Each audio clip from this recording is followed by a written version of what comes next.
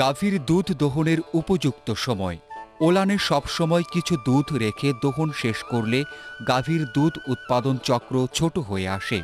ওলানে দুধের চাপ সঠিক রাখতে প্রতিদিন একই সময়ে এবং একই ব্যক্তির হাতে দুধ দোহন করানো উচিত। প্রতিদিন সকালে ও বিকালে 2 বার দুধ দোহন করা উত্তম।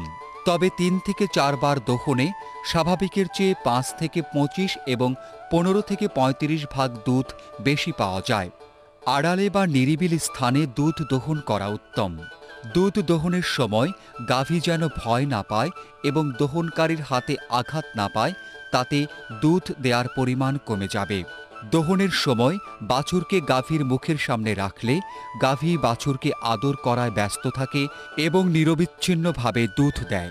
গাভীর নড়াচড়া করার অভ্যাস থাকলে পিছনের পা দুটো রশি দিয়ে বেঁধে দেওয়া উচিত।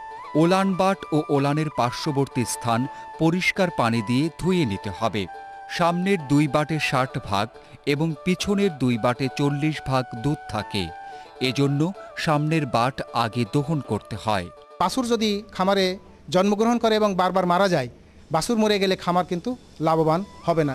কয়েকটি জরুরি কর্তব্য বিষয়।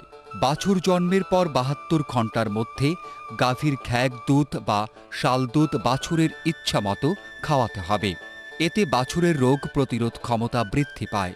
বাছুরের 3 মাস বয়স পূর্ণ না হওয়া পর্যন্ত প্রতিদিনই দুধ দোহনের পূর্বে বাছুরকে পেট ভরে দুধ খেতে দিতে হবে। বাছুরের বয়স 7 দিন হলে তাকে প্রথম মাত্রায় কৃমিনাশক ঔষধ এল-বেন্ডাজল বা হেলমেক্স অবশ্যই খাওয়াতে হবে।